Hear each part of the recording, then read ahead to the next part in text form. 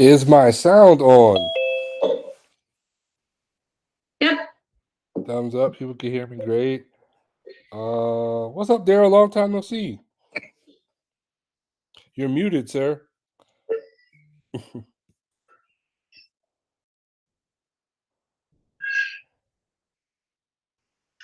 Sorry about that. It's all good. There you go. That guy was, new to me. No, How you doing, sir? doing well, doing well. You might want to be muted anyway, but if you was trying to say hello, now would be the time. Yeah, sir. Hello. What's up, Lexi? How you doing? Doing good. Doing good. Excited for tonight. Just to get to hear what the TKD lab is all about and just to connect. Yeah, same. Let me exit out of this. I was just trying to see if this freaking Hey, live Zach. is working. I would say hey, Zach, but I feel we've been talking like all this week. You're still muted, man. You got to unmute, Zach. You got to unmute. My bad. We're doing classes and everything, so we're like. It's all good. What's up, people in the back? And as you can see, I don't know if you've seen any of the lab video, but my assistant coach slash excellent demonstrator, Kenny, is here. Hi, everyone. What's up, brother? Yeah, I'm getting too old to kick, so he kicks for me now. Age is just a number. I don't know. I don't feel like it. I feel 80. I know. I always say Taekwondo years, they add some years on to you, right? Yeah, there's a noticeable wear on those attendants. Yeah. So somebody knows. Well, I don't want to, hold us too long before we go ahead and get started, right? And I mean, the main gist of today is really just to kind of get us on board, get the first shindig started with whoever, shows up. But I know one of the main things that I want to do is a lot of times when you go to seminars, right, and you talk to coaches and whatnot, one of the first things that they do is they talk about like their own agenda. they do what they're there to do for the day or the couple of days, however long the seminar is, and very rarely do they speak with coaches directly and kind of pick their brain about the challenges and issues that they're having like within their school, for startups, or that they're having with their athletes, right?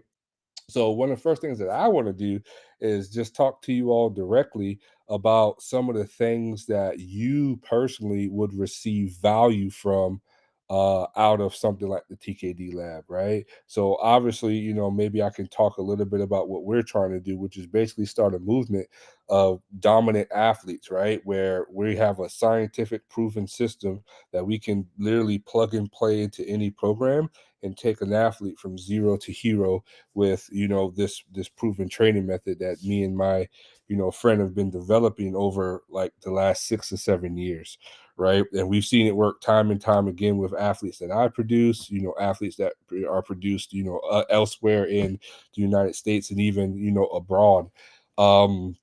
And the main topic is around something called CLA, which is the constraints-led approach.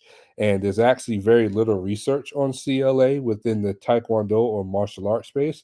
But what we do as sports scientists is we take that information and abstractly apply it to something like the martial arts, and we've seen it work wonders. So we're just taking that, giving it to you all as far as sparring is concerned, and watching it grow. So don't feel free to all jump at one time, but go ahead and share what it is that you're looking for as far as value out of the program, and then maybe I can kind of speak to a little later on each of those points.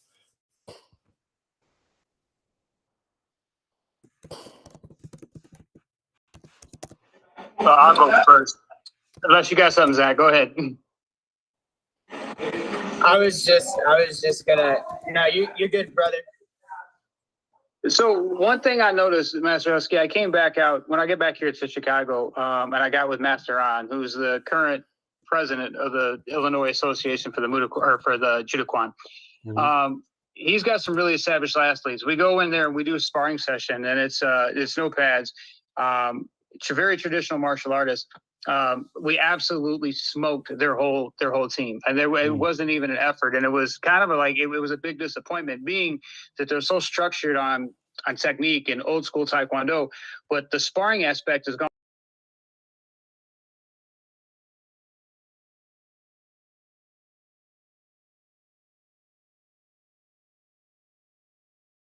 The biggest advantage to me is to know what all these schools are doing and where they're failing their athletes. Whether you want to spar them when they can, they don't know how to put it together, and it is a big disconnect. Something I took for granted. I thought that a lot of this stuff would come natural, and I see that it doesn't. But with the training that we offered, I have picked up over 7 athletes from one school, and I told them specifically, I'm like, you guys are under contract with the school. I don't want to take you from there. I don't want you jumping ship. I'm like, your contract expires. You want to train with me, you can. But I have a lot of respect for that school. But when you have that number of people wanting to leave, that means that they're failing them in the dojo, what they're, dojo, and what they should be trained on, what they should be learning. With that being said, what we learned from you is what we're implementing. And when we spend just a weekend with you, Master Husky, we go and we're using these sparring techniques, and we're dominating someone who took me to the Olympics in the 90s, so that the Junior Olympics, that is. But there's a huge difference. It is a complete different style. It's the technique that's behind it. So the two part that leaves is you don't want to go into a school and leaving people wanting to leave because they're not learning what they want to learn, right? Because they can't be competitive if they want to train. So that's the stuff, the biggest, I don't know the right question to ask. That's my biggest fear, And so any advice you have as far as the training regimens that we should be doing, what we should be looking for in our athletes, and the path we should give them depending which way they want to go. Those are the biggest things. I don't know anyone really got a proven method. I think a lot of people are just kind of guessing at what they're doing. Yeah, man, you said a lot of things, and you really touch on some of the, main points about why I do what I do now for virtually free. And just a little backstory: when I was growing up in my area, North and South Carolina, if I wanted to get real good training for sport Taekwondo, I had to travel to Virginia, New York, New Jersey, because the Carolinas just had nothing in the area until about 2016, where a peak camp opened up, right? And if you know anything about peak, Coach Juan Moreno, 2-time silver Olympic medalist, he started the bridge, open up camps all around the nation. And one of them came to North Carolina around 2014. And I hooked up with him in 2016 before I joined the All Army Taekwondo team. And then from there, I became a peak coach, after working with them. And then I kind of branched off on my own to, do what we're doing now, to kind of take what they're doing and just kind of make it, I guess, better. To your point, is that there's a bunch of rural areas still, or even in places like Chicago or close by, where you think it's big city areas, where you move there and think that there's like this huge, robust Taekwondo movement there, and there's really not, right? And then you got people still doing a lot of traditional things, off the beaten path. And then even in my area, I'm still kind of one of the only people, me and the peak camp, the only people that's teaching today's Taekwondo, and we're smoking people locally. Like it's not even close, right? It's not even a competition. Right. To your point, another thing to your point, man, take those students, man. And the reason why I say that is because, are you do you want to be a school that is built on traditions, right? Or a strict traditionalist, or do you want to be a student-centric school? And when you are a student-centric school, when students come to you, right, and they want to learn what they're not getting from elsewhere, that's where you come in, right? You're that gap, you're that bridge. So you're not taking students if you go somewhere and they come to you based off your demonstrations as an instructor and coach, right? They're coming to you on their own volition. And if you're a student-centric instructor, you're going to take these students and you're going to mold them to give them the best that the sport has to offer, or that Taekwondo has to offer.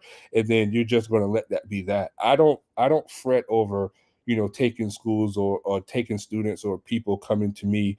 It just is what it is, right? And at some point, you got to be for the sport, you got to be for the art, right? And the only way to do that is to promote promote what you're doing, one, in a way that is humble, right? Which is like, you're not going to these schools saying, hey, come with me, I'm better. You're just traveling, doing what you do, and then people want to come train with you off of the strength of what you demonstrate, right? And again, I was that kid that was at a school that was very Pumse driven. They were telling me that doing Pumse would make my sparring better, and then as I got into sports science, I was like, yeah, that doesn't transfer. That doesn't really, it doesn't really work that way. And my sparring never got better. Then as soon as I leave the school and I hook up with another school that's doing better, I make the All Army Taekwondo team. You know what I mean? So and then I made that. And then I made the team in my late 20s. Like, what if I had that sort of instruction when I was younger? So anytime I take an approach of teaching athletes, I always come from a student-centered approach, to where am I doing what's best for the student? And then that's never led me astray, right? So that's to one of your points. Go ahead and take those students, and you might be able to start a little garage school, then go to a rec center, then have a full-blown program based on the stuff that's getting out in your local area, your community, right? What were some other points that you raised? You talked about, the students, they didn't want to take them. You talk about smoking other athletes. Well, the truth of the matter is that there were a lot of things, even during my upbringing, that I was doing, that I was told to do, that quite frankly just didn't work. But when you're doing things that do work, because I was still successful as an athlete even under that particular regimen, especially in my local area, still winning state championships, right? Still winning regionals, still winning national level events like the Powerade State Games or the Powerade National Games or something like that, right? When you're winning those things, and you have a concoction of a regimen, and you don't analyze that from a scientific standpoint, you continue to do all of those things and pass them down, because you've never analyzed what works and what doesn't work, right? So what we're doing is analyzing those things now. Me and my buddy, we're analyzing these things, and we're like, my stretching routine, it's like 11 stretches. And that's all we do. And the only reason why we do those 11 stretches is because we've done the work, and we know that all these stretches, touch your toes, turn to the side, move around, wiggle your hips. We know that stuff doesn't work now, right? And if you know better, you do better. You know better, you train better. If you know better, you give better information to your athletes and your coaches, right? So I mean, you're right. People are kind of just doing hand-me-down stuff, and not knowing and not challenging the status quo of what always been, to actually see what works. Which is why in the weekend I could come to Florida, give you, I'm talking about the bare bones of Taekwondo today, and you can take that and just train on those bare bones, get real good at those bare bones, go somewhere else, and people can't even keep up, right? So Yes. I think I touched on a lot, and some of the stuff that you want to learn is really just keeping coming to these, right? So we'll talk about some stuff later on in the session that you can kind of one of the main things is practice design, right? We're going to really hard start with practice design, but just keep coming to these sessions, man, and you'll learn those the whole game. I'll teach you the whole game. That way it takes you from like dominating to being, having athletes that are on team, right? Having athletes that you're looking at, traveling with, and things of that nature, because you just want to see them progress. Yeah, and I never want to be like the guy that didn't get the right answer, so I failed my athlete, right? Someone who trusted me to get him ready, and I told people, I said, listen, I'll take you as far as I can possibly take you. So once you surpass that, luckily I know people we can kind of pace the right path, because again, I feel the same way. It's what's best for them. That's all I care about. Sure. I appreciate saying that. Just grab the athletes, because I just didn't want to grab a bad name for myself or doing things that we consider impractical. But they came in. It's a bunch of them, and I would love to train them. So I appreciate you telling me that. Thank you. Yeah, man, go ahead and take those athletes, man, and run a student-centric program where if somebody's coming to you for knowledge that you have that they don't get elsewhere, go ahead and go ahead and train those guys, man. And you're already starting from a student centric place by saying that, hey, if I don't have the answers, going to someone who does have the answers. I didn't always have the answers, and to be honest with you, I still don't have all the answers. And there's people that I connect with and that I talk to help me with those answers. It just so happens that I trained with an Olympian 2 weeks ago. You know what I'm saying? It just so happens that an Olympian texted me, a week ago to ask, could they train in one of my, facilities that I have access to? You know what I'm saying? So it just so happens that, I have access to people at the top level. And the only thing I know how to do when I get that information is funnel it down to people such as yourself. So we're all working to find those answers, man. Who else has Well, we any? appreciate that, man. Thank you. Absolutely, absolutely. Who else has some questions or some things that they looking for? What sort of value we're looking for with the Taekwondo Lab? Yeah, I might as well chime in.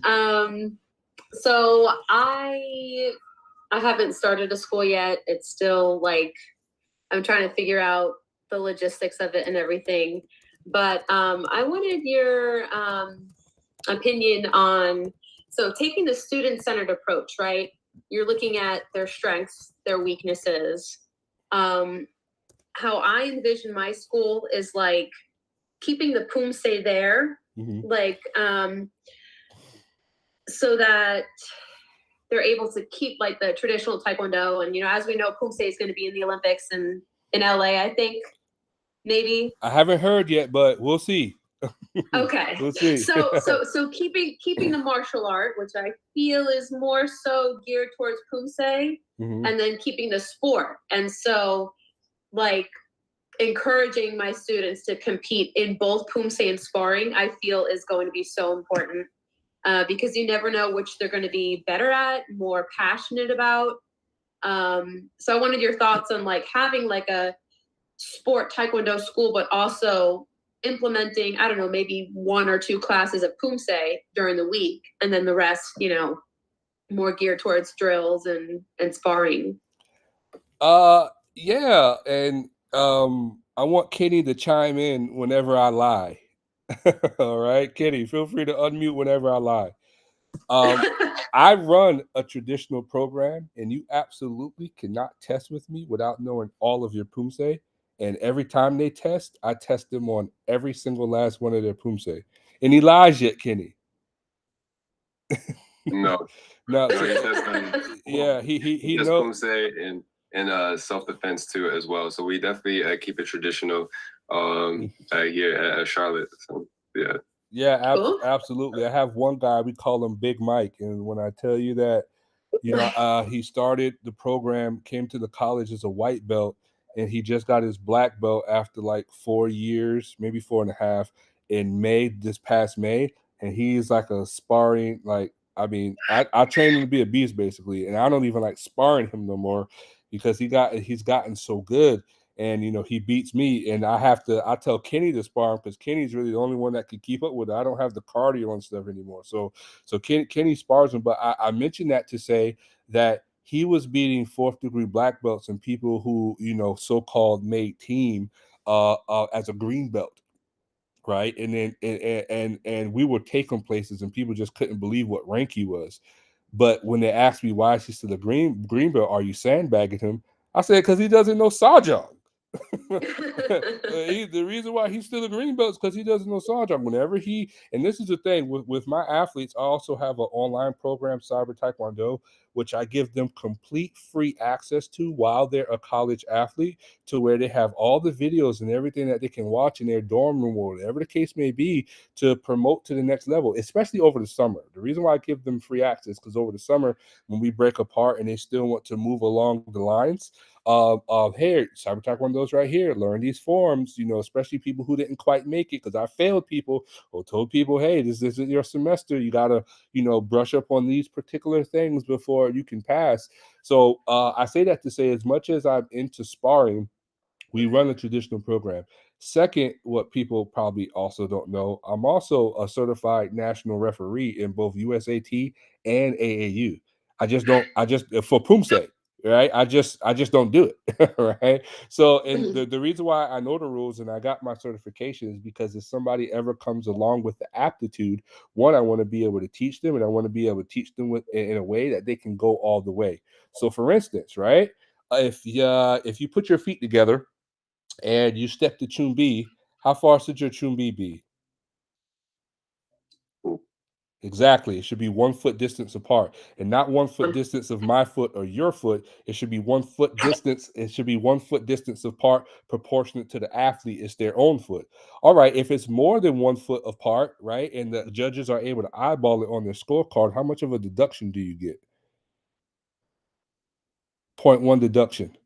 Right? And each time you make an infraction like that, let's say you're supposed to do a walking stance. A walking stance is feet together, heels and toes touching, 30-degree angle. Take 1, 2 steps, straighten out this foot. It's 2 feet in between your heels. And when you slide that heel back, that's how it should line up, right? If you don't do that with the each stance that they can eyeball, 1.1 deduction. How far should your low block be above your knee in a front stance? No, it should be 1 fist space, right? 1 fist space above your thigh, right? So I say all this to say that Pumse is extremely technical, right?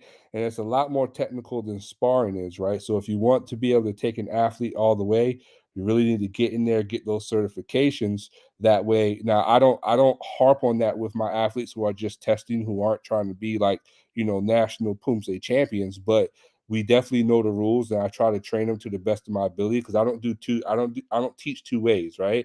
I teach the competition way, which also works for self-defense if you're able to apply it.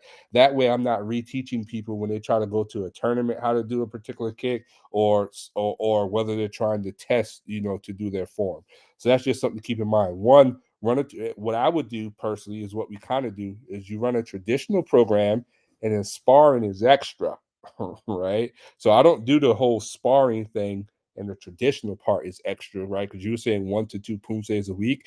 We probably work on Pumse or something traditional every single class, right? And then the people who are, after we finish the warm-ups. Now my warm-ups and everything are all sparring centered. And then when we get out of warm-ups, we finish our first or second warm-up, we do some traditional stuff, right? We work on our forms, we work on our, inside blocks or whatever. And then my people who are real good at sparring, like Isaiah, right? Isaiah, I think he's going to blue belt. He's probably high green going to blue belt now, or might already be a blue belt. But anyway, Isaiah is really into sparring, but his motivation to get to the sparring half of the class is, hey, I need you to get these first 4 movements of Ojong or something like that, and then he knocks it out, and then he's over there in sparring. You see what I mean? So if you kind of use it as like a I don't want to say manipulation tactic, right? But it kind of is. It's like, hey, traditional program, hey, we also teach quality sparring too. You've seen athletes that have come back with medals and first place finishes and whatnot. If you want to be a part of that, we're not neglecting this traditional stuff. I need to see you. Hey, have you mastered your self defense yet? Okay, you did your self defense for this class. Okay, now you can come over here to the sparring portion, right? But remember, I teach college athletes, and our classes are like 2 hours long each, right? So I actually have another half, right? In your case, you might need to manipulate and mold that to say, hey, you come to traditional classes. And if you come to I think Zach does something like this. If you come to the traditional class, the sparring class is at 7 o'clock, but you need to come to at least a couple of these classes a week to be able to come to the sparring classes, because a 4th-degree black belt isn't how good you can spar. I'm not a 5th-degree black belt because I made all Army team. I'm a 5th-degree black belt because I know all Teguks, Koryo, Kumgang, Pyongwang, Taebek, Sipjin, right?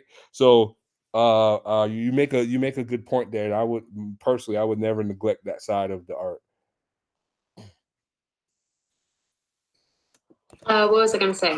Question. Are there any courses that you could take? I heard there was like a course through like UNC, I guess, to like refresher courses, because I took a huge break in my 20s. So when it comes to Pumse, I am not that good. I'm not up to par. And then like also rules and stuff for like Olympic sparring. My friend, Master Paul out of Illinois. Sorry, not Illinois. Master Paul out of Michigan. who's also, by the way, Master Husky, going to be joining the TKD lab. He runs Chose Taekwondo. Great. But he lives in Michigan, so we're gonna have another state on our yeah. Mhm. So he actually is on the state board for Pumse, and he has a program. His mom comes to to my dojang, so I can ask her for the information for that. And she's also a certified Pumse instructor. So if you want, I can give you that resource. Definitely, Zach. I'd appreciate it. Sweet. Yeah, and I love that Zach said that because I don't have all the answers, right? So the goal is to us as a collective have the answers, right? Because what happens is there's a lot of time in the sport, and I'm sure every one of us here has come across this. As you come across a coach who one thinks they know it all, or just wants to like gatekeep information, you have to go through me for this. You have to talk to me for this. This is going to be $1 million, for you to learn this information. And we just don't want it to be that way. We want to elevate Taekwondo and elevate it in a way to where everyone has access. So that's our real goal with this. And we're just hoping that we're able to, promote that and bring that to the forefront. But between, if they have like a course already for Pumse, so me, I know Pumse, I have Pumse athletes, I teach it, I'm a certified ref. One of my good buddies, Audrey Carford, is an international referee in the area, and I just spoke with her like last week to actually ask about some weird repertoire rules. But between us, if you're looking to have that resource to teach competition style Pumse, that's what we want to be, and we would love to be a dominant athlete, create dominant athletes on both sides of the aisle, both Pumse and sparring, if we can do that. And that'd be wonderful because Peak hasn't been able to do that yet. So it'd be nice if we can have some Pumse athletes that are dominating with the curriculum that we create as well. There's my buddy Josh that I've referenced a few times. So when I reference CLA, constraints-led approach, and how there's basically nothing in the martial art area, and how we kind of take that information and abstractly apply it to the martial arts, and we've been seeing rave results for like, what's it been now, Josh? Maybe 5 or 6 years we've been on this little journey to elevate martial arts and turn it into something. This is the guy I'm talking about. Yeah, it's at least 4 years, as long as combat learning's been around, but we've been talking about it since before that. Yeah, me and Josh, a little backstory. We met when I got back from Afghanistan. I applied for an assistant instructor role at a franchise martial art place that he was the head instructor of. And since then, it's like we've changed roles. I was head instructor once, and then we've just remained buddies over the years. And when we'll go eat Korean barbecue and stay there till like 2 o'clock in the morning, talking about like Taekwondo and how to make it better, just martial arts in general. He's a 4th-degree black belt in Taekwondo as well, but he does a lot of jujitsu these days. But he's coming back around. He's coming back around.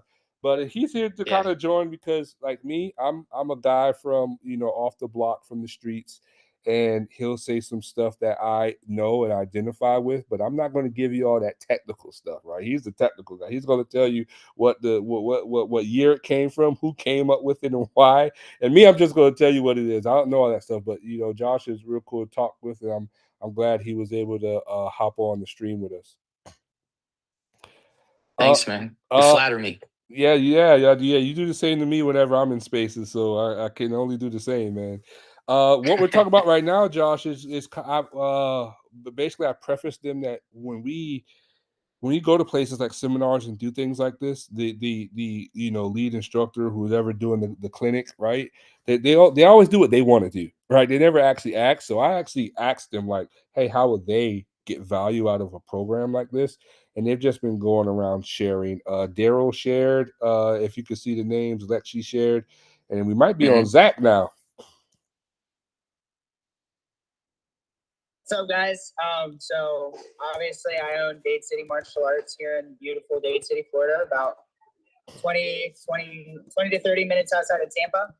I'm sure a lot of you guys are going to be there on the 24th. I'm really excited to have you guys and host you guys, and hopefully my wife and I are an amazing host. I'm one sure thing, you'll be fine.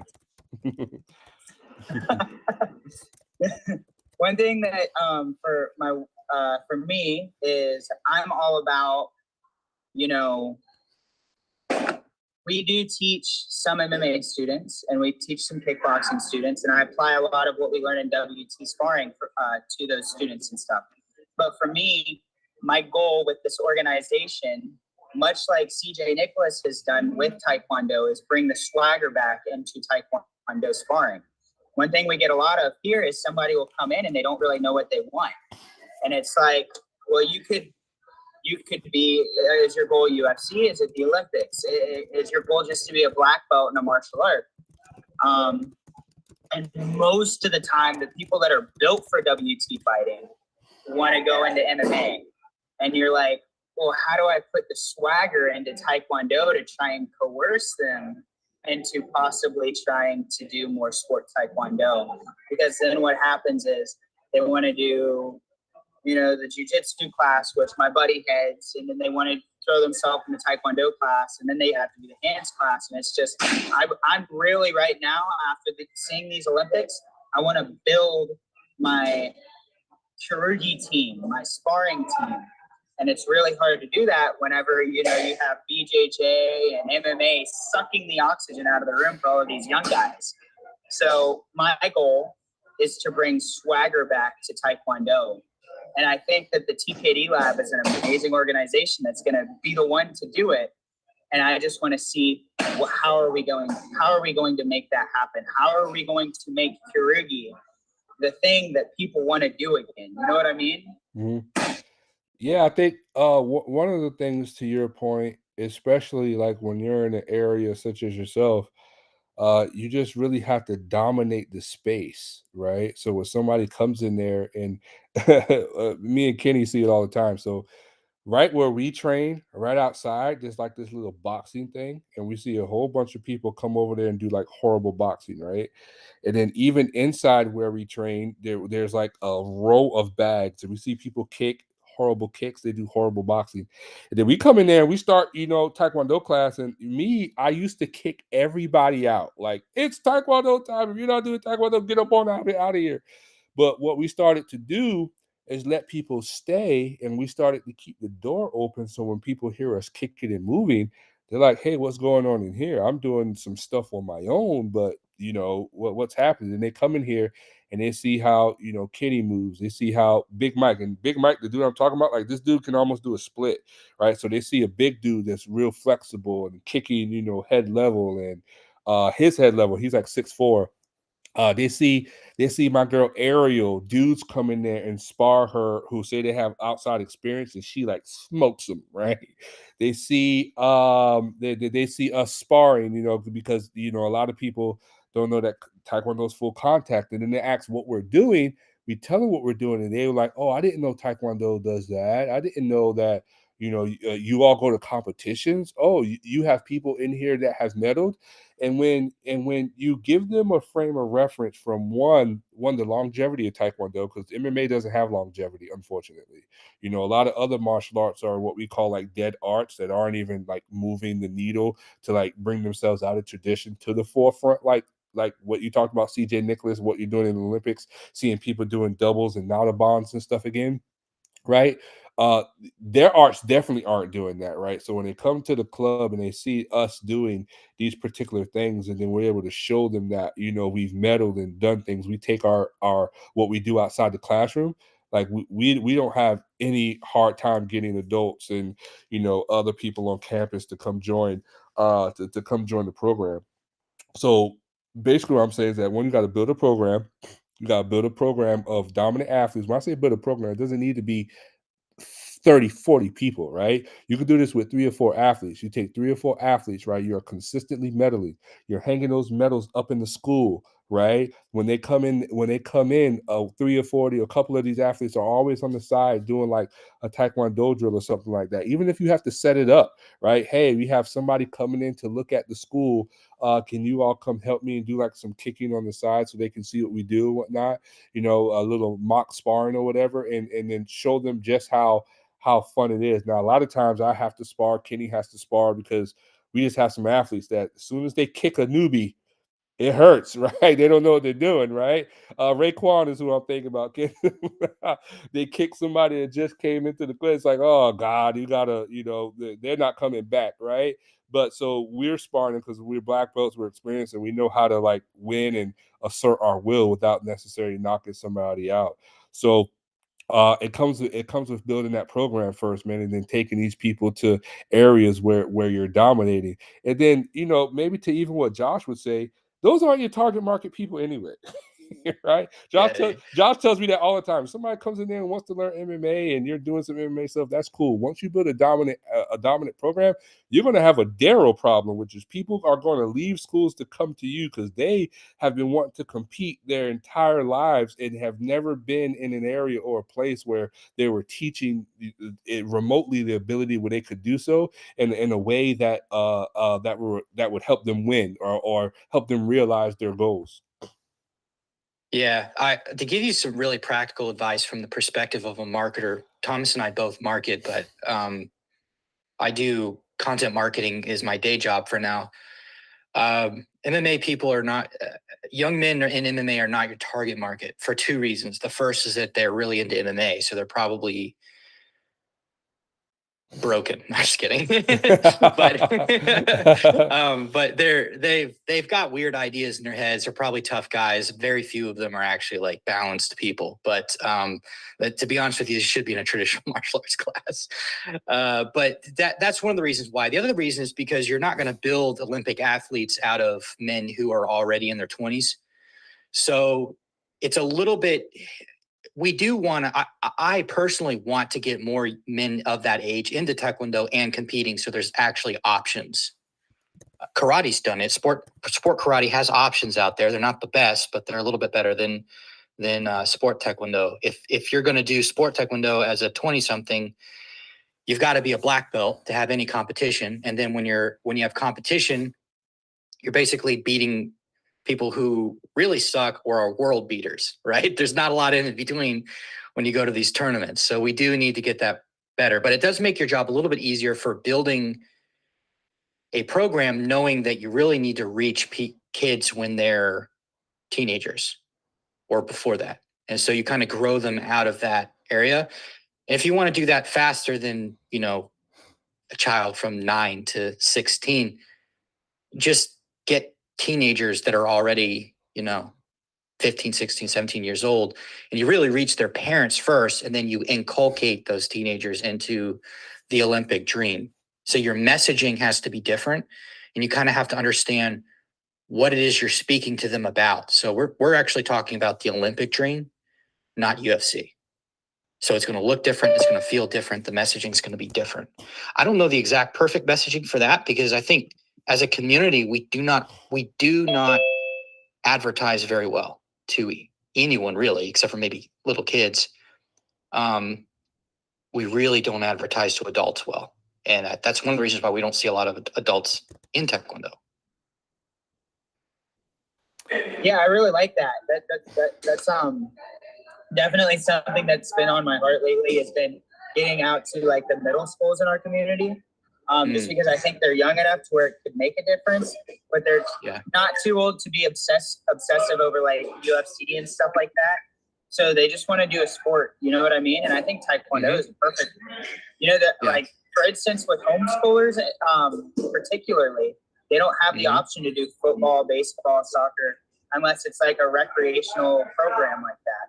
So like what we're doing now is we're stepping in and we're like, no, we'll give you a PE credit and you could go to these competitions and do X, Y, Z. Maybe the Olympics is with Master Thomas's help and the Husky method is the door's wide open. You know what I mean? He calls my structured sparring program the Husky method, Josh. Just accept it. It's beyond you now. It's out of your reach. Yeah, I don't think it is. I've corrected him a couple times. He doesn't care. That was me. Taekwondo was my PE credit because I was homeschooled. So this was back in 2000. Oh man, 2003 maybe. So yeah, that was me. I know there's definitely a market for that, but there's room to go into schools, and build programs, junior varsity, varsity. I know that there was an organization trying to do that kind of just fell by the wayside. But who's to say if you don't, you have your business fundamentals and everything together, your school is rock solid. Why can't you put some resources into building a local league of high schoolers, right? And maybe you can have each one of these programs are run out of these schools, and you hire a coach that works at several of them, and then you could create a league out of your own resources potentially. And then not only that, there's actually the high school national championships that's held alongside the collegiate national championships, if you didn't know. So every year you have the high school national championships and the collegiate national championships, and they're held like in tandem. And then there's actually a varsity letter that you can actually hand out to your teenagers. Like for instance, like I did Taekwondo in high school. I never got a Letterman jacket or anything for doing it, right? Yeah. So now there's actually a program where you can get a varsity letter for Taekwondo and a Letterman jacket from the National Collegiate Taekwondo Association that is even more incentive for your athletes to be involved in the sport. So for instance, right, if you're trying to poach people from things, basketball, gymnastics, soccer, basically, you're going to have some attrition in your program, right? But the more that you can keep people hyped with with competition, and then the promise of being able to go beyond competition and do things that like get a varsity letter and Letterman jacket, things of that nature that other high school students are going, the better you can build your program. By the way, Josh is working on a doctorate in education, and I'm actually working on a doctorate in marketing, like as we speak. So a lot of the things and stuff that we talk about, not only have we lived it, like we have the formal education to back it up as well. That was everybody. I know we have some new people that have come in. If you want to, chime in and join the topic of discussion, and then we can move on into some other stuff if everybody is gone or has nothing to say. But the topic of discussion is just, hey, what you're looking to get out of the Taekwondo lab coming on as an athlete or a coach, or if anything has, if anybody has a part two, now will be the time. I'm really interested in para. My son, he's 5. He has autism, and I haven't tried Pumse with him yet. He also has like a form of like it's like mild muscular dystrophy. You wouldn't be able to see it, but I'm just curious to know more about the para rules and everything. And I don't feel like getting students would be a problem, just because I'm going to be networking with other moms who have young children with special needs. So this is probably more of a resource question where I can find anything about para. Well, a couple things about para. One, para is wide open, right? So para is wide open in terms of like the same people that have been like doing things in the para space in Medellin. They're the same people that's been doing it for years now. So it's wide open for somebody else to come in new and kind of, control that space. One. The rule differences, there are no rule differences for sport Pumse. They just have their own category, but there are rule differences for sparring. And the main one is that you can't hit to the head in para Olympic sparring. And the reason why is because you have people that don't have hands and arms, right? It wouldn't be kind of fair if you can just open season on the head, right? So, and the reason why I know is because I actually trained and helped train a Pan African champion when he came to my school a couple years ago. And amazing story. I'll briefly share. He was training in Africa, and somebody threw a grenade in the spot where kids were, and he ran over there, grabbed it with his hand, and it blew off his hand. So because of that, he was like one of the hardest working athletes I've ever seen, by the way. But because of that, he actually trains. His name is Ishmael. He actually competed in the African Games for the Paralympics, and he became the continent champion for for Paralympics. But he's the one who gave me the, oh, y'all can't hit the head. Like, I didn't know that either. So you can't hit in the head. That's the main rules. They have a few others, but it's a wide open space. And, you know, I have some resources for that as well. You know, should you, you know, start building a program towards there, and then people have promised to enter any one of those categories. Yeah. I have like lots of ideas. But I feel like what I'm gathering, it's important to like have like an age group, like hone into like an age group, especially when it comes to marketing and figuring what age you want to focus on. I have thought about at-risk youth.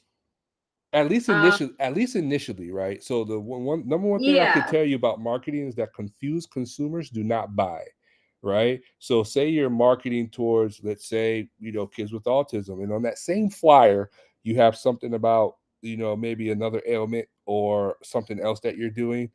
When somebody who's a mom who identifies with the autism part and they see a whole bunch of other discombobulated things in that, it immediately distracts their attention and they go somewhere else to maybe a competitor, somebody competing, where they can actually understand what the message is clearly, right? So what I like to tell people is to get one thing to work first, and once that one thing is working, basically you're getting a funnel of good leads from this particular demographic. Then you start a campaign for another demographic, right?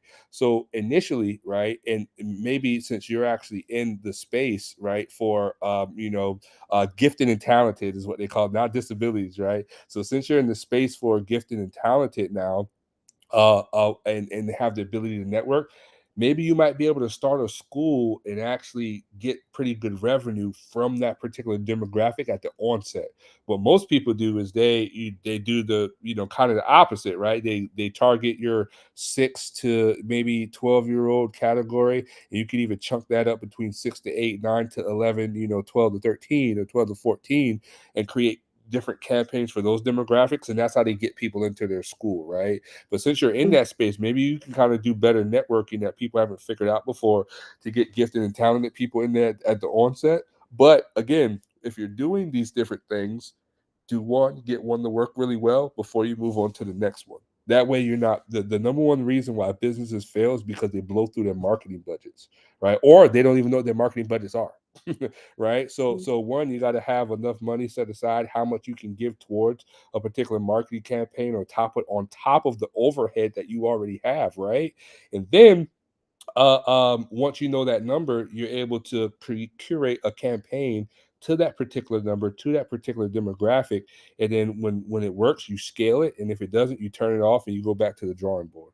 And we could talk more about that. I'm not a Facebook ads PPC guru. I can target a mom. I could target a mom in Iowa sitting on her couch right now if I wanted to. Thank you, sir. Appreciate it. Mm-hmm.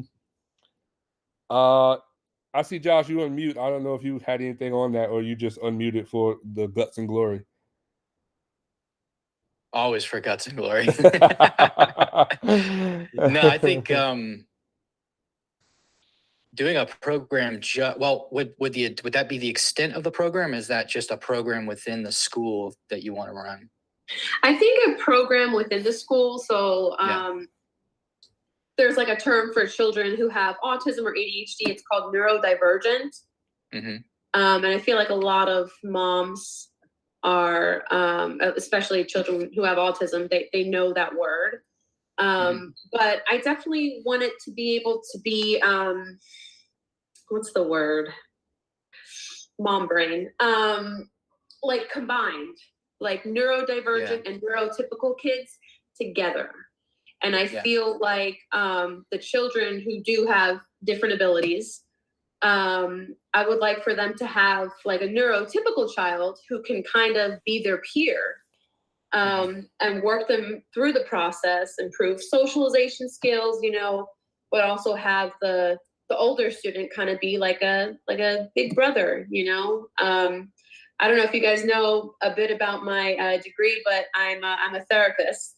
So I have like the therapist mindset of like, you know, being compassionate, nurturing, but also and her wife's a neurologist, for goodness sake. Yep, that she is. Sorry, I had to blow that up. Oh, yeah. I work with the mind. She works with the brain. We have pretty interesting conversations for sure. But just off the top, right? Like one of the things when I was teaching in school that I would do to kind of, help integrate certain aspects of the school is like you make it like a testing of criteria. Like for instance, right, before you could get your black belt or even your red belt, I said you had to have teaching experience. You have to run stretches. You have to do this, whatever case may be. And if you're looking for ways to like integrate that, hey, you have to do something, I don't know, philanthropic, helping kids with disabilities, whatever the case may be, right? And then you kind of use that as a way to, one, not only do you need it for testing, but that's also how you build bonds, right? So it takes it out of the aspect yes, you need it for testing, but it also becomes something that I want to do. And even though I fulfilled my testing requirement, those students still keep coming back to that environment. I like that. I like it. And it gives more, not only like an incentive to like keep going with the program, but also just having your heart in the right place. You're all training together. No one's better than another person. Absolutely. You're all here to help each other. And you only have to be 18 and I think a red belt to like coach, right? So say you bring, all of your students and even some in the gifted and talented portion of classes to a tournament, and you let some of those younger belts, younger people coach some of these other athletes. Like I'm sure that would be a wonderful experience, like peer coaching and things of that nature, that could bring some notoriety to the program as well. And it'd be great to get pictures of that, kind of talk about that, even get maybe your local newspaper involved. Hey, local peers coach, gifted and talented students at a Taekwondo tournament. Like, there's definitely ways and plans to do that. Feel free to steal that idea. Yeah, that's a lot of PR. That's great PR for you. Make sure that you broadcast that. And don't think of it as self-promotion. Absolutely don't think of it as self-promotion. Because a lot of people think like, oh, am I really doing it for like a lot of people will say that I'm a nice guy, right? I do things for free, get people on just to kind of promote the art of Taekwondo, right? But at the same time, I do need to turn over a dollar, right? So how do I turn over a dollar? Like I hit people over the head for like testing fees and stuff like that because I paid like $1,000 to be able to test black belts. You know what I mean? So a lot of stuff that I give away for free, I do have like my methods of where I do collect money. But in this case, right, you are still running the program. So never think of contacting the local newspaper yourself to put yourself in the newspaper is something that's like, not humble or whatever. I think that was everybody. Let's talk about some CLA stuff, some practice design, because Daryl, this is really going to help you out when you're constructing your program, for these athletes. Definitely it's for Zach too. I know Zach is kind of preoccupied, but this is the part you want to hear, Zach. So what is practice design? Practice design is, and again, I don't know, I'm not as technically termed as Josh is, so I'm gonna give it to you in layman's terms. And if Josh wants to correct anything, feel free. But practice design is essentially the way you construct your classes in order for people to gain skill, right? Skill acquisition, right? And in my sparring, the structured sparring program, I call it the secret formula, right? Now, the secret formula is kind of like clickbait, right? Like I want somebody to click on it. Wait, ooh, what's the Krabby Patty secret formula, right? But the idea behind it though is that this is really the thing that actually works when it comes to building athletes and then actually getting them to acquire skills, right? For instance, when I go to a tournament and I see people spar, I can tell immediately if they are just enacting a drill. Does that make sense? Oh, they just did a cut kick, back leg round kick, spinning hook kick. Like, why would you do a spinning hook kick immediately after a round kick unless it was a drill? Like, I know immediately it's a drill. Oh, why would you do a cut kick? Why would you do a cut kick, back leg, round kick, back kick, or back leg, round kick, tornado kick? Like, I know immediately you're doing drill because that makes no sense, right? I know immediately that you're doing a drill. So what we do with practice design is we do what's called facilitate learning, right? What do you retain better in your mind, discovery or somebody telling you to do something? Discovery, right? When you discover the solution or the answer to the problem yourself, you keep it in your mind better. So, us as instructors, especially coaches of sparring Taekwondo, all I want to do is facilitate a learning environment for you to come up with the answer. And the answer might be something that I use, right? It might not be. It might be your own little special rendition of it, right? But the reason why I don't have like the husky Taekwondo method, as Zach would call it, is because like everybody develops their own personal style like when they're sparring, right? And if I'm really facilitating the skill acquisition part of the learner, they come up with like a style of their own that kind of works for them, right? So practice design, the very first thing that you need to do from a scientific method is do your exercises first, right? Anybody can tell me why you do exercises first and not the static stretching that you see people do? Anybody? Feel free to Well, you see, sir, that in a sense is the Husky method, because I know myself and Lex came from a Taekwondo school that was very, you do things this way and no other way. And if you're not doing it this way, you're just a scrub.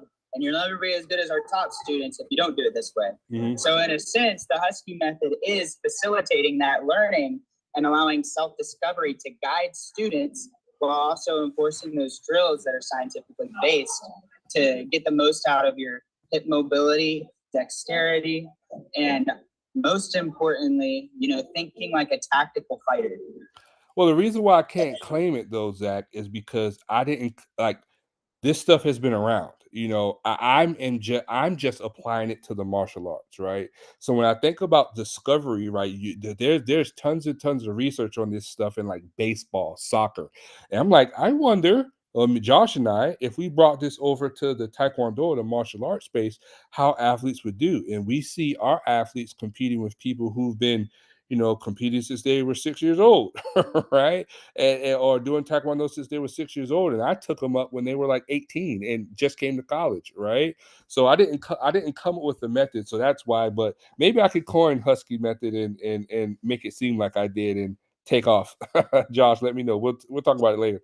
I'm pretty sure somebody else already coined it. Yeah, but Pretty sure Zach coined it. yeah, he did. But what I want to say is that like I know you say you and Lexi come from a school.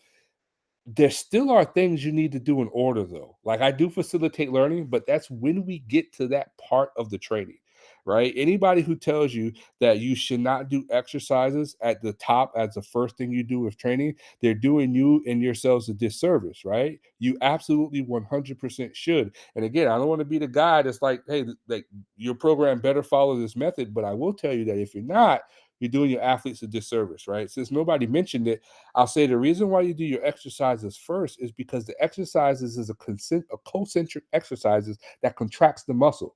And it's contrary to everything that Taekwondo is, right? Which is an elongated muscle, especially during the, kicking, punching, things of that nature. So when you contract that muscle, and you're trying to do things like Taekwondo, you go right into Taekwondo practice. That's what makes yourself more prone to injury, right? That's what stunts your growth as far in the realm of flexibility. So you got to do your exercises first. And we have a ton of exercises coming out in our sparring course that you can literally just rip and do at the beginning of your program. And eventually you won't need to watch our videos at all. You kind of know these things and would actually be able to build these things yourself. That's another thing about me is that I'll take your money for like a little bit, but eventually I don't want your money. You should be a self-sustained coach, right? After you take my exercises, you looked at the video for, a year or two. After 3 years, there's no reason why you should be paying somebody to construct your training programs, right? So you want to do your exercises at the very beginning to because it contracts the muscles, right? The very next thing you want to do is your warm-ups. And me and my school, we do 2 warm-ups basically, right? You can do one in your school if you want to, because you won't have 45 minutes or whatever case may be. But we do 2 warm-ups typically, right? And all our warm-ups are active, meaning that they are active stretching drills, right? So that means that you're dynamically going through the range of motion that your legs, might do in an actual sparring, situation, right? Transferability, right? Everything we do, you want to make sure it transfers to the mat. You want to do your active stretching. And then after you do your active stretching, then you get into, your learning or your skill acquisition part of the class. And then at the very end is when you do your static stretching to promote flexibility. Anybody have any questions about that lineup or anything that I said to make that more clear to you? Yeah, what exercises are you talking about getting started So in the let's say beginning? let's say you do push-ups, sit-ups, squats. If you do that anywhere outside of the beginning, right, you're contracting that muscle and you're hindering the growth of flexibility. Okay. Right. So Okay. and that's lunges. What else could I think of? Calf raises, right? Anything like calisthenic based or anything like that. You want to do those at the very beginning. Plyometric exercises. I High mean, knees. list high knees, yeah, Kenny, butt kicks, stuff like that. Like the list goes on. List goes on. Okay. And then the static training is more like side split, full Right, split, that kind right. of stuff. Holding those for like 30 to 60 seconds, right? 30 okay. Right. Yeah. Anything you do like that, you want to do at the very end of your training session for like 7 to 10 minutes. Okay. Thank you. Good question. What else about that particular formula before we talk about how to design for skill acquisition? No, everybody got that? All right, though. Send me an email later on saying, just playing. You can definitely send me an email later on. I understand some people have different learning modalities, right? So if you're not the type to like want to, share or come out in the lesson, it's perfectly fine. Plus, Daryl and Zach, like I've actually been and sat and ate lunch with you all, so you all might understand a little better. The next thing that we're going to talk about then is get right into skill acquisition and how we facilitate learning. And this is the biggest thing that you probably need to learn as a coach, and because it takes a while to really get good at yourself. Excuse me. I have some training aids, some PDFs to kind of help you plug and play things, right? But it takes a while before you can just walk into your dojo and just know what you're doing that day, without using these training aids, right? But the biggest thing you can do is to facilitate skill learning. One, you think about the issue that your athlete is having. And one of the things that come top to mind is that they have a problem going out of bounds or being on the edge, right? So, you know what? Kenny actually had this problem, by the way. This is golden because he actually had the problem.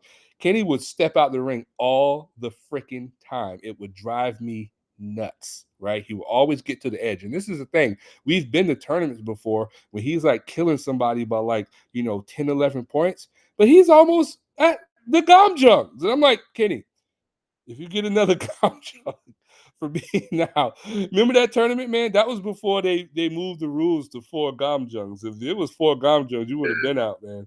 But Yeah. but Kenny, this is an active issue that Kenny actually had with being on the edge and not being able to get around for the edge. So this is what I do as a coach. I say, you know what? What can we do to make sure Kenny has one, better ring awareness, right? And then two, when he does get aware that he is on the edge, he has a successful method of getting off of the edge without getting scored on. Because that's what success is, right? If you get off the edge, but you just gave up 19 points because of headshots and body kicks and punches, you didn't get off the edge successfully, right? So what should we do? All right. So this is the drill that we do in the lab. We start on the edge, right? We start on the edge, and we're not giving Kenny any breaks, right? So what happens is I'll say, "Hey, Big Mike, your goal is to score. I don't care how you do it. You apply pressure with Kenny. You kick, kick, kick. You punch, punch, punch. And Kenny's a whole certain goal is to get off of the corner. All right, and then whichever comes first. If Big Mike scores, or if Kenny gets off of the edge, game is over, drill is over, reset, right? Because there's multiple ways to skin a cat, right? Remember when I said discovery is better than giving them the answer, right? You're teaching them how to fish versus giving them fish, right? What are we doing here? Kenny is discovering the ways in which he can get off the edge himself without me giving him the answer. Because what might work for me won't work for him. Me, I fight lazy now. I fight lazy and slow. So the things I might do to get off the edge with somebody else who's way quicker, faster on their feet, like Kenny is, he might be able to apply better than I can. So I'd never want to say this is the way you get off the edge, because it doesn't apply across the board to every athlete, right? And what that does, that makes sure, one, we talked about this a couple weeks ago, Lexi, that your program isn't cookie cutter, right? Because everybody's doing their own thing to get off the edge, what applies and what works for them. Does everybody understand that kind of practice design and how to facilitate learning? If you have any questions, go ahead and pop out.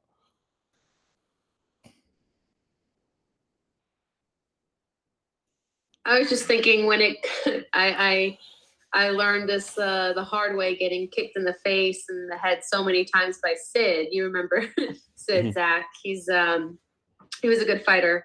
But I just thought of like an exercise, like taking like a pool noodle, like say a kid struggles with like blocking, right? And just kind of isolating that skill that he's not so strong in, taking a pool noodle, or having another student do it, like when they're kind of just sparring and trying to like get them on the head and then they have to block. I got to tell you, like an exercise. I have to tell you, right? I'm one of the nicest guys probably you'll ever meet and whatnot, but I shoot it to you straight. And one thing I have to shoot to you straight, I absolutely hate pool noodles, and I absolutely hate when I see people like in a sparring stance and then they throw a paddle towards them. Those are not representative of what you will actually see in a sparring situation. So it confuses the athlete as far as depth perception and actual timing. You see what I mean? So if you don't have an actual body on the other side, that's matter of fact, Kenny, explain how we do our blocking drills and how I get our day one athletes to master blocking within a week with this method. I'll let Kenny explain this one. I want to hear it. Yeah. So this is what we actually do right even before sparring, just like in our trainings. We'll go like all the way down the mat, just like the gym, and then coming down where one person is just strictly blocking while the other person is just kicking, and we're just moving all the way down. And the person can do any kick they can, and all you're doing is blocking and moving. And then once we get to the other end of that side, we'll switch, and then the other person will do the same thing. So usually we'll go down just back and forth, just maybe like twice, so really just 4 times each side. No, it's definitely not twice. So you're definitely like isolating I just think of isolation, like when you isolate a muscle, you're isolating the exercise. That's right. To teach them what they need to know. Oh, one of my daughters is outside. It's all good. Hey. Hey, you want to come in here? You want to say hi? My twins. And so, yeah, I might need to go in a second, but what was I saying? Yeah, no, I mean, I had to learn the hard way by getting kicked in the face, and my jaw would be sore. I had to learn it that way. You definitely shouldn't be kicked in the face. I don't promote that type of learning, because there's a safety way. There's a safe way in which to get the same point across. And the things that Kenny just mentioned is throwing them into an environment with someone like myself or Kenny. Like, it doesn't even need to be fast. We're not blazing a round kick at the head. We're doing a slow round kick, but it's an actual leg. It's an actual foot, and there's certain things that you need, because the noodle will wrap around your head and you'll still get hit, right? You block properly, a leg or a foot isn't doing that, right? So you gotta couple your training with what you're going to actually see out there on the mat when you're there. You absolutely need a body. We only use paddles when we're practicing power, because we don't want to blast our own athletes, right? We want to continue training. So we only use paddles and shields and things of that nature when we're practicing power, maybe speed, but other than that, everything is on the body. And if you go to the USA Taekwondo team or any other team, they're practicing that same way. I had a USA team member in my garage, and I think we were doing something on the paddles. Ariel can talk to this, and they threw the paddles down and was like, nah, you're gonna put the helmet on, you're gonna attack the head, right? And that's what you need to do when you're training. Any questions about that? You get so good at this.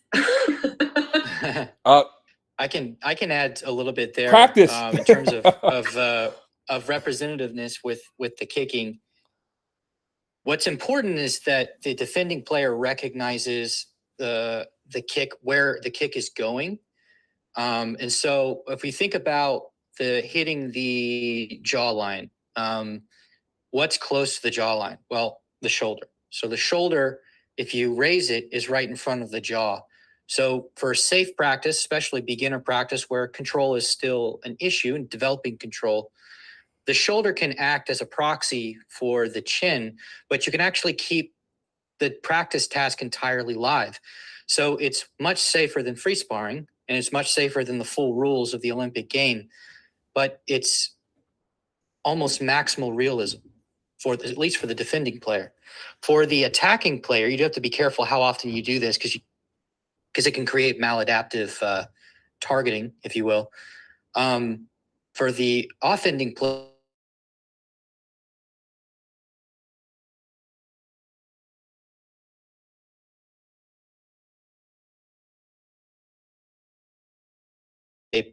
if they accidentally hit the helmet, then maybe that's a cue that they need to have more control or something like that. But you could have them maybe kick just the back of the shoulder or the front of the shoulder.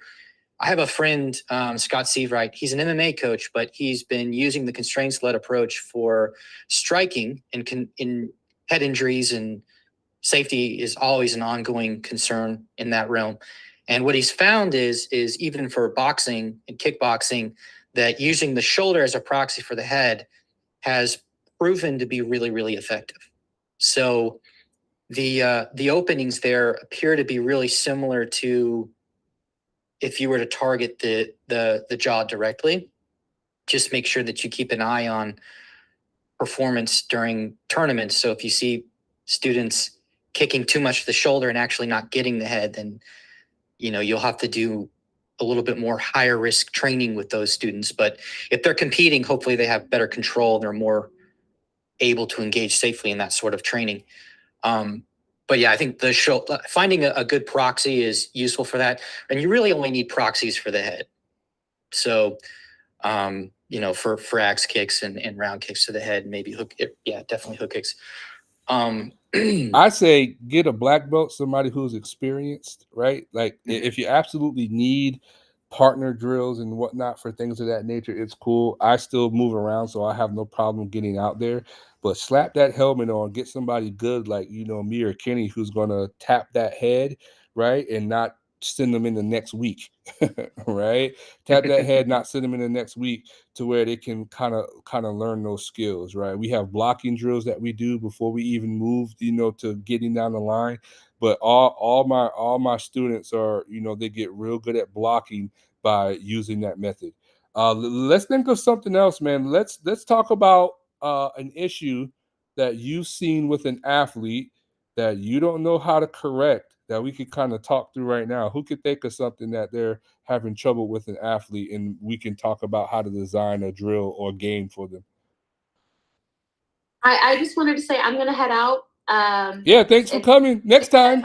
Thank you. I'm learning so much. It's an honor just to hear everything that you got to share with us. I'll be there in a couple weeks. Don't worry about it. Yeah, for sure. I'll see you then. Okay. Have a good night, guys. Thanks for coming. See you. Bye. Bye. Bye. Trying to figure out how to get off. Here we go. I think Zach, you had one. Could you repeat that question? Yeah. So the question is, think of an issue or problem that you're having with one of your athletes currently that you can't quite seem to figure out how to get them to get better at, and we're going to deduce it live right now about what you could do to get them better at that particular thing. Taking the open follow-up. Ooh, taking an open follow-up. So anything in Taekwondo, right, has to be trained. Like we literally train tapping the head when the foot gets caught on the shoulder. Like, because how many times does your foot get caught on the shoulder or somewhere and then they just drop the foot? So we actually train. I tell my athletes, hey, put your leg up on your shoulder. I'll put up my timer. And then for 30 seconds, I want the person to move around trying to get the foot off the shoulder while they're moving. And then the goal of the athlete is just to try to tap the head as many times as they can, right? And then once the foot is off the shoulder, if the 30 seconds, 20 seconds, however long we're doing it isn't up yet, quickly put that foot back up there, try to tap the head, and then the other athlete is moving around, right? So I mentioned that. I know that's not exactly what you're talking about, but everything in Taekwondo, in order to create that response or that connection in their mind to do it when it's actually out on the mat, it needs to be trained, right? So you said how to take the open follow-up. Well, you have to train follow-ups, right? So right now, what we do is there's two types. Well, it's not called a follow-up if it's a counter attack. So if somebody attacks you and you attack back right after, that's a counter attack, right? A follow-up is basically you attacking and then you following up like right after that, and particularly when you see the opening, right? So what we do is we train follow-ups, right? And matter of fact, let's see if Ariel or Kenny, because Kenny is my assistant coach. And he's coaching some athletes this year, so we're trying to get his chops at. Kenny or Ariel, can you explain what I do in our training sessions to train follow-ups? Let's let Ariel try this time, Kenny, because she's been silent. You there, Ariel, or you just listening in? I think she's just listening. All right, you can go, Or not Kenny. even listening. You rather. go, Kenny. Just in general, just in general. Like how as in, we like, do follow-ups? can you recall any drills that we do or games we do in the Taekwondo lab or when we're at the university to train follow-ups? The things that I'm really thinking of are just like specific to each fighter, though, in a way. I mean, usually, like we'll have. I'm trying to think here. I think one reason why he's thinking about what's specific to each fighter is because remember, we're facilitating practice. I'm not giving them the answer of what to follow up with.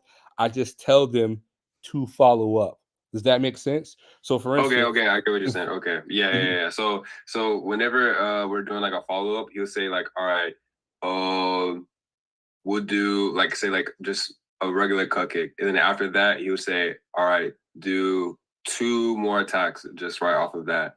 Whenever like you're don't care what it is.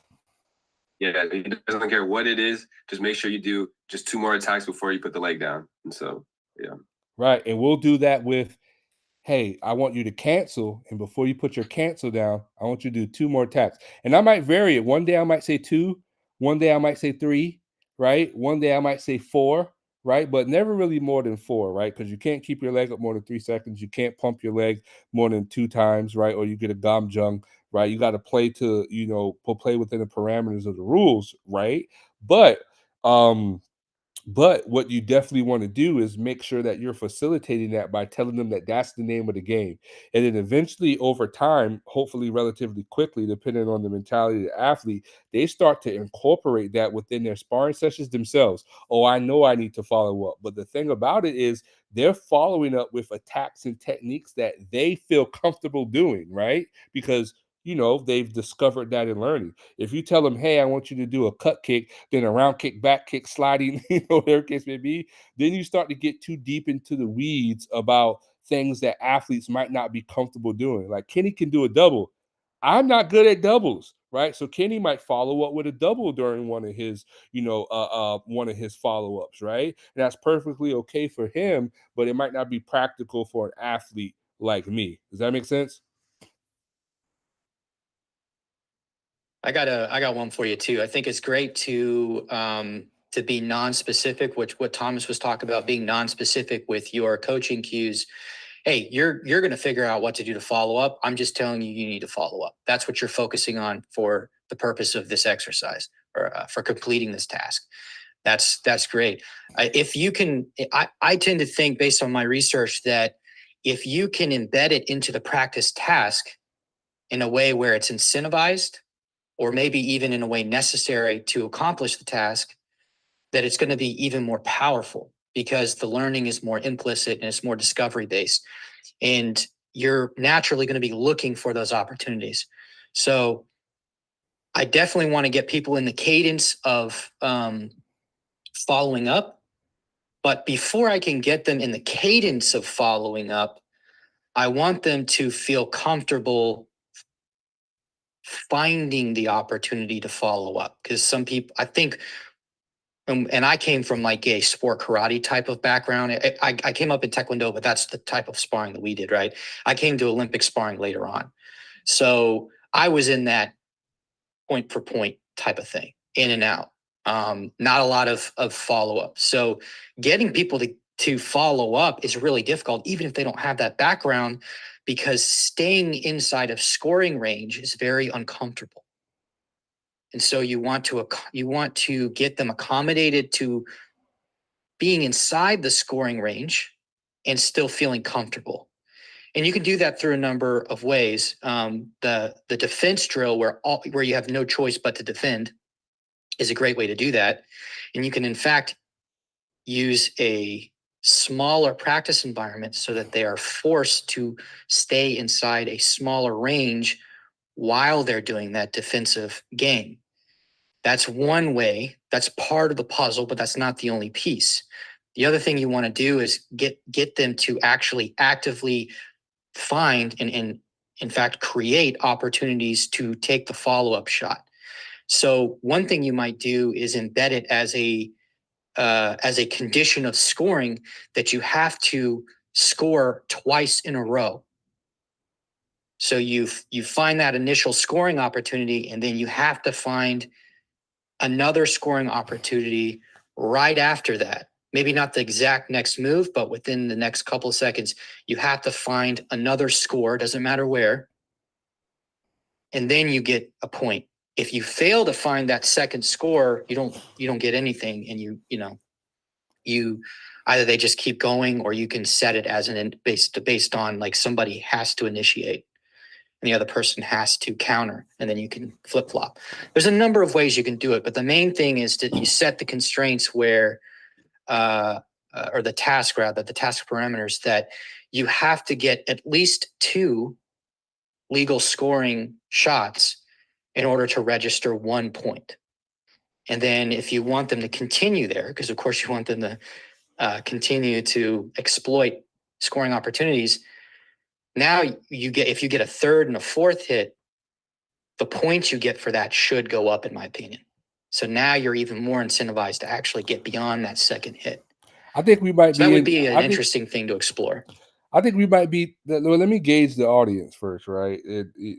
How high into the stratosphere was what Josh just said to you all? Do you understand it? Do we need to buckle it down a little bit? Like where are you all at mentally? No, I agree with him, because I think it comes all back to when you got one-on-one training and you're in live fire, you don't know what it feels like until you've had another human being pressing against you, firing, understanding the fear of taking that kick. And then there comes a point where you get the confidence, where you get that dog in you, right? Like, no, you're going to throw this kick. I already know what you're going to throw because I know what position to let you in. Now I got the ability to strike because I know what's going to, not that I know it's going to be a round kick or a front kick or what the kick's going to be. I just know when you're opening, I'm going to see it and take it. To get to that level, you have to be in that position. You have to fail time after time after time. And then you learn, oh, if I do this, I don't get hit. And I tell you what, when I was coming up in the 90s, I didn't like getting hit. That was my favorite thing, was to avoid getting hit. Winning on a point score, 4 or 5 points, and I only gave up 1 point. To me, that was good training. But I never knew what it was like until I had someone pushing on me, kicking on me, and put myself in that position. So when you have those openings and you don't have the heart because you're afraid I'm going to get scored on, I'm going to get, something's bad's going to happen, you're never going to take those shots. So I like what you're saying, like, hey, it's especially training regimen, hey, I'm going to reward you more points. So now you're going to have that, okay, well, I really got to attempt to get more points off of this and go after it, because it is very easy for them to shut down, get 1 point in and say, okay, hey, I got that. I wasn't confident to even get that. Let me stop where I'm ahead. And I think and I see it all the time. I'll see people get on the corner and their opponent ready to walk out of bounds, and they back down and let them back in the ring. That's just fear of pursuing it out. And that's the most common thing I see is things in those situations. Yeah, that happens a lot, and that has to be a training response too, being able to see an athlete on the edge and shoot forward rather than going back. And we have some drills for that as well. I'm gonna let Zach say what he had to say before I interject. I guess that's where the yin yang is in terms of like those drills and the explosive speed and strength drills, right? Making sure that you can beat your opponent to the touch, right? So that you don't really have to worry about them being able to counter because you're going to be in their P2 and then their P1 and then back in your P2 by the time they have an opportunity to react, right? So I guess that's where those two ends of the yin yang come together, and it's that facilitated training, and then trusting those explosive speed and power training drills that is more hands-on from your instructor or your coach, and then applying that in the facilitated training. Some of that, yeah, some of that. I see what everybody's saying. I guess I'm more, I guess looking for. I guess what Josh is talking about from a very basic standpoint is the ability to scaffold training, because there's so many things that are involved into particular aspects of training, that if you don't scaffold training properly, you're missing certain sections of training. For instance, right, when he was just talking about being in someone's kicking range, right, is or being in a combat range is uncomfortable, right? The way we get used to comfortability without even having to think about it is that we start two athletes off in that particular range, and one is only blocking, and I literally have them stay on their square. So one is only blocking with their hands, not moving, shuffling at all, and the other one is kind of just throwing slow kicks. And that's like white belt. And then once you get to like high white belt, I have them speed up their kicks a little bit. And then once you get to yellow belt, I have the same drill, but they're actually going around the mat and sparring. So even at the white belt level, I have you getting over the fear of getting kicked, because I have somebody staring you right in the face and you're made to sit still and sit there and block. And I'm not necessarily thinking about like how that might pull on somebody's heartstrings, right? In terms of like, hey, I'm afraid of sparring. Well, we scaffold sparring so you never have to be afraid. And by the time we actually throw you out there, you actually kind of know like what to do without making those, those flinch responses, right? And then on top of that, then we move into where we're moving down the line when one person's only attacking, one person's defending, and then we're going back the other way with the role switched, right? So one, I just want to see how high in the stratosphere some of that stuff was, is make sure that you all were understanding, because a lot of that was high level. And at this beginning stages, I want to keep everything grounded, right? I want to make sure people ground before we start, getting up there in the clouds with some stuff that you might not understand. Practice design, exercises first, warm ups, one or two of them, skill acquisition and stretching. Let's do one more though. Can anybody think of one more thing an athlete has an issue with, and we're trying to get them to be better at it or not have that issue anymore? And how can we design a game or drill to help them get better at that? One more thing, anybody want to share? Yeah, the other thing that I've seen, this was just going back to Master Ron, where I initially trained at. A lot of his black belts would all say the same thing: I'm afraid of sparring. And I'm not traditionally used to hearing that, especially a black belt, because you've been introduced to it so much that you should be high level at it, even if it's not your favorite thing. Either this market is so saturated with fake martial arts teachers, and they've done such disjustice to so many people, and I really hate to think that's what it is. Or we got to the point where we're afraid someone's going to get their feelings hurt and they're not going to come back. And as a business standpoint, they're trying to keep their business afloat. With stat, I mean, that kind of makes a little sense to it, but it's still, I hate walking in and seeing all these black belts saying, and even people coming up, I'm afraid to spar. The young ones aren't afraid to get the gear on. They get excited. Like the little 13, 14-year-olds, they love to put the gears on and going at it. But what are you doing for the ones that are 18, 19, 22, 23, and they're afraid to get in there because they just don't have a real expectation of what's going to happen. Well, that's all I teach. You're in my wheelhouse now. I don't teach kids. All I teach is 18 plus who may have or don't have Taekwondo experiences. Some of those are, females that come to the club that just, don't know what martial arts is, and are a little timid. And then, I get them, I get them kicking. And the number one thing you can do is start off with those things on day one, right? So while we're a sparring, I guess, club, because that's what we do mostly, people have it come along with the aptitude for Pumse, even though we do have a traditional, like you got to know all your stuff before you test. But I still consider ourselves a sparring club. We we throw people into that literally on day one. So day one, when you come into the club, you do the exercises and stuff. You learn chariot, chumbi, horse dance, maybe some center punching, and then right after that, I put you over there in blocks. And when you're doing blocks, I have someone such as myself or Kenny teaching you the blocking movement, and then myself or Kenny or Ariel, some other black belt or high level student who I know is going to, hurt the person. We're doing a slow kick. Okay, I just taught you how to do a stack for block. I'm going to do a slow kick, and then as I kick, I want you to move their hands there. Start in guard position like I taught you, and then move your hand there. And then as you do that, you get the athlete comfortable with, oh, they're not going to hurt me. They're not going to send me into next week. And then I speed up the kick, right? Just ever so slightly. And you do that over time. And then you take them outside of working with a black belt and you have them working with a peer who's been training just as long as they have. Oh, I'm not even going to get hurt by my peer, right? Oh, I'm not even going to get hurt by somebody else. Everything is scaffolding. The scaffolding is just building skills on top of each other.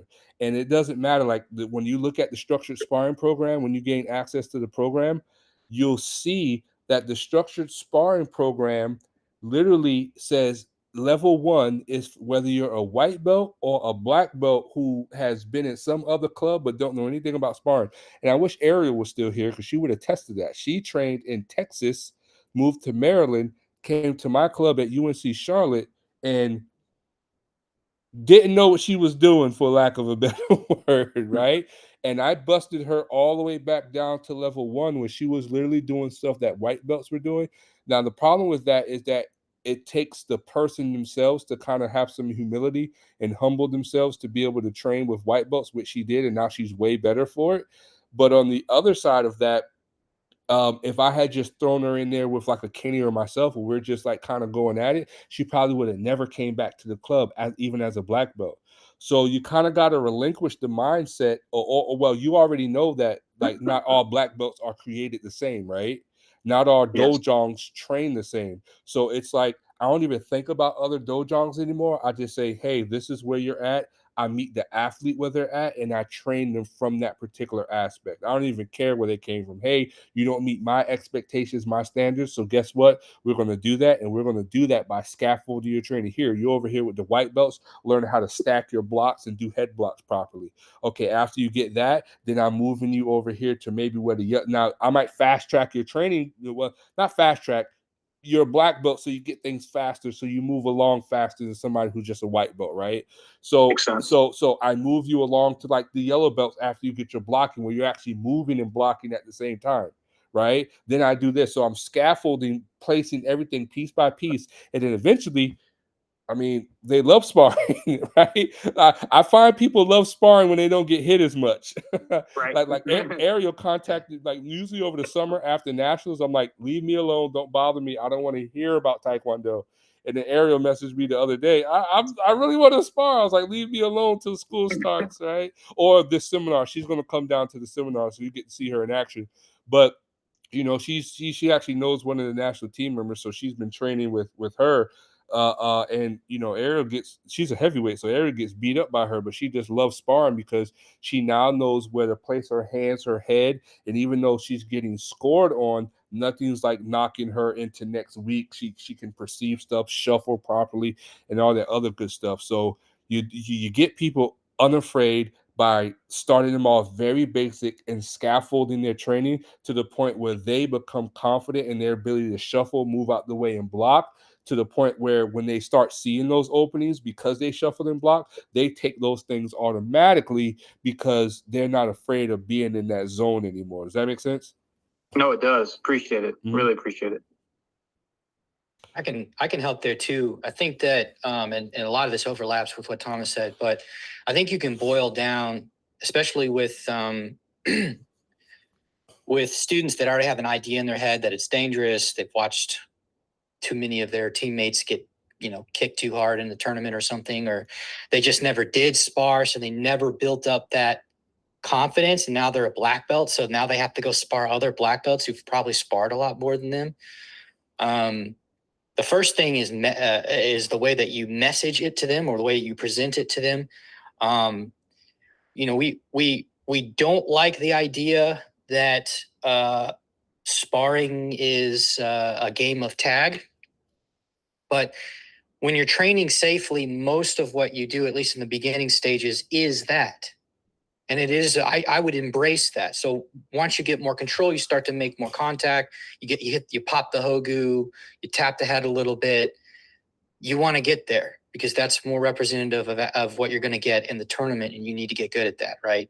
You don't have to kick full force or anything like that, but you need to be in range. You need to apply some force. But in the beginning, there's nothing wrong with an actual game of tag. So that when you present it to them, just tell them, look, can you ask them a question rather? Don't just like monologue to them. Engage. Ask them, can you safely engage in a game of tag? And the answer is going to be yes. If you could safely engage in a game of tag, you have nothing to worry about in my sparring class. We're going to give you specially designed practice activities. They're live, they're interactive, they're going to build your confidence, but they're totally safe. It's like a game of tag. That's it. And then the other half of that is how you actually design practice. So for students that don't have the confidence or are just starting, a concept called task simplification is the name of the game. I believe very much in 99 to 100% live training at all times for sparring, right? Whether it's day 1 or day 1000. And if you can engage safely in tag, then you can engage safely in live training from day 1. You don't have to do drills and stuff to build your way up there. So it's not totally representative of Olympic sparring, but you can have them on shoulder hip tag. This is a boxing game. Karate people do it sometimes. And you can have them start with their hands. Everyone's more familiar with intercepting with their hands, but they're angling their body, they're moving around, they're pairing their interpersonal distancing with another moving body, and they're trying to find openings and stop people at the same time from getting those openings. But the openings are simplified to just the shoulder and the hip. Again, you don't want to stay there, but starting out, that seems to do the trick. Gets them open up, gets them comfortable. Then you can start adding foot taps, right? And I would present it like that. Tap the toe here or tap the instep here, right? Maybe not the hips so much, because if you accidentally apply too much force, that would be tough. But on the hogu and the shoulder of the hogu, right? So task simplification and then the presentation of it, make it feel ahead of time, because you want to get them to the class first, that it's like it's a pickup sport. It's almost like a child's game. It's not a child's game. At the black belt level, it's full contact. We're not there yet. We will get there. We're going to go step by step. What Thomas said, we're going to meet them where they're at. And some of them might rock it up real quick, right? Ariel's pretty tough now. But before, she was in her head, and she might not have come back to the class if it weren't structured the way that it was structured. And the wonderful thing about this is if you have a big sparring class, you don't necessarily need a bunch of instructors to hold their hand through this, because the exercises are constrained in such a way that they're just intrinsically very safe. Everyone's done some form of tag before, right? So it's just tag with one other person working, in a reciprocal sort of way. And it's just really, it's approachable. it's really approachable. And to Josh's point, I literally just did Yeah. that last week in a traditional class. One of my buddies, he needed an extra instructor just to fill in for their summer camp. Well, he's doing summer camp and he needed me to teach a couple all belt classes. And I literally have them sit in front of each other in horse stance. If you break your horse stance, you lose. If you get tapped on your shoulder, you lose, right? Hands start like this. When I say, oh no, in horse stance position, so hands on your belt. And when I say go, your goal is to tap the shoulder. You can do anything. You can lean, you can move, you could do a freaking inside block, something like that. But what it does is it's just a shoulder tap. You're not hitting each other in the face. I get a lot of kids crying at summer camp and stuff because the ball hit them in the face or whatever. But the shoulder becomes a game, and then I have them rotate, after a couple tries with each other. And what that simulates is that people move and tap at different speeds and different movements. So you got to make sure you're rotating partners every now and then to get like different looks and stuff as well, right? So to Josh's credit, he's explaining something I literally just did with a traditional class. And then a lot of times you can use little games like that in a traditional class to see who has the aptitude for sparring. Oh, this person's quick. This person understands how to move and dodge. They can foresee timing, things of that nature. And then you might want to invite them to like a sparring class. Hey, you ever thought about sparring? You look like you have some, the ability to, and then, they come try it out and you scaffold them in the same way, but at a very, basic level one. Hey, blocking, this is what you're mastering, today. Good stuff, man. We've been on for a while. We're probably gonna kick out of here soon. There's one guy here that I don't know. Aaron? Is it Aaron? Aaron? What's your name, sir?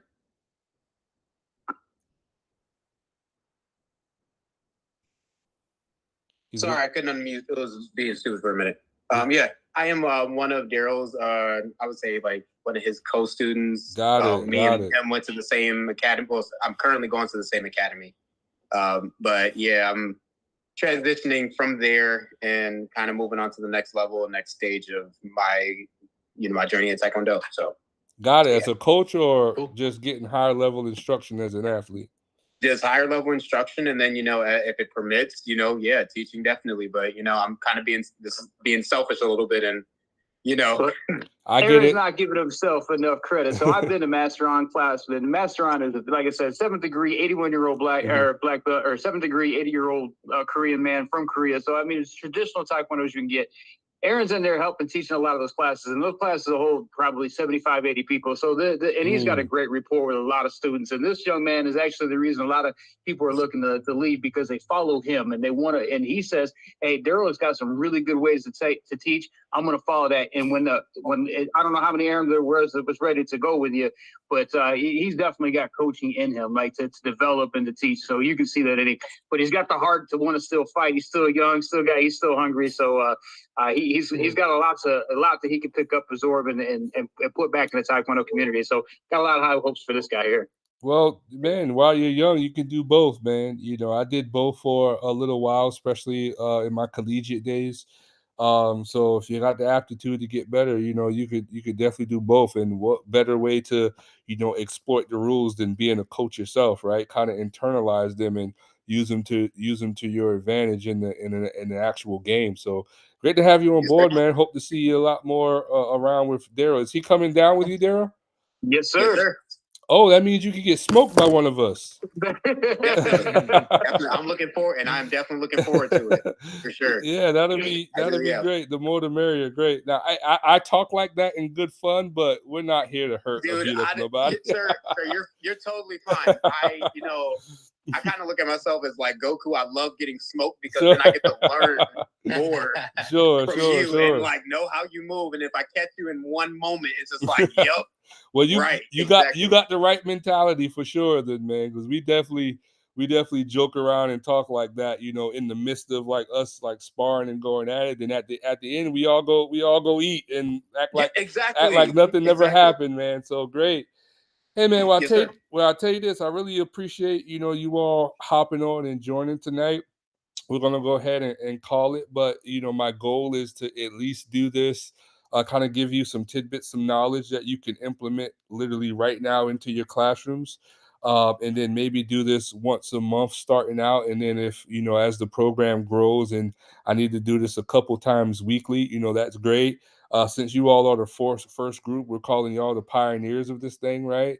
So, you know, eventually I would love to be able to host one of these and like not even be present, like be able to count on like a Aaron or a Daryl or a Zach or even Alexi to kind of facilitate one of these because, you know, I have trust and confidence that y'all know about practice design, scope coaching, skill acquisition, cueing, quiet eye, transferability, all these terms that you'll learn in the sport Taekwondo space, you know, over time, just by keeping coming to these, come doing some seminars and us chatting. If you haven't already, I don't remember what the code is offhand. You remember what the code is, Zach? But if you haven't signed up for the Taekwondo Lab, if you haven't joined the community, join now. There's a free code for, you know, people who come on such as this to use. I mean, it's literally like a social media site. So once you join, you know, you put in the free code. That way it doesn't ask you for your credit card number or whatever. You hop in and there's literally a chat feature. There's blogs, there's training programs with weights, without weights if you don't have access to them, calisthenics. There's again an activity feed where we're releasing content to people who are members sooner than our YouTube channel. And again, there's a messaging feature where you can message directly. You can see the events and stuff that we're coming up with. If you ever want to join one of these on live without having to, you know, figure out like when we're doing these things, scheduling, join. We're kind of again just starting out, so there'll only be like 4 or 5 people on there. But get going while the going gets hot. I got a feel. Yes, I got a feeling it's going to spread. There's a lot of people out here. To Zach's point, or to even Daryl's point, you go to a school and they're looking for better training, or instructors who want a sparring program. And like I get stopped at nationals all the time. I go to nationals. I'm minding my own business, and somebody says, "We love your videos, man. Can I get a picture?" When you're coming out with your next video, it's an awesome experience. But it just shows that there's coaches out there that are looking for programs like this with somebody who is going to share knowledge that Olympians and national team members train with. And I'm happy to give the game. Yes, sir. And we can't forget, man. I got DJ here in the background. You remember my son? He's Yeah, been listening DJ. listen to every word going on here. So he actually came up with our school name that we're opening up here. So man, he's been into it.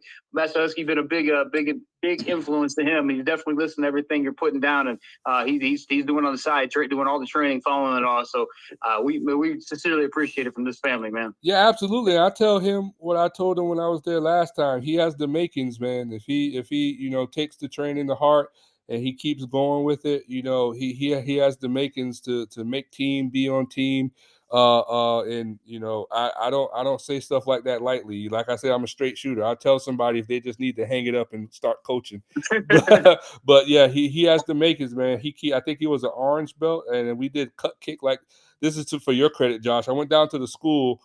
They weren't really doing cut kicks that well. We did cut kick like day one, and he was already like pushing people out of the ring and using his cut kick and holding it up and stuff. So, and that was like day one. So he definitely has the makings to be a good fighter, man. So just keep up the good work, DJ. And I guess I'll see you a couple weeks. Yeah.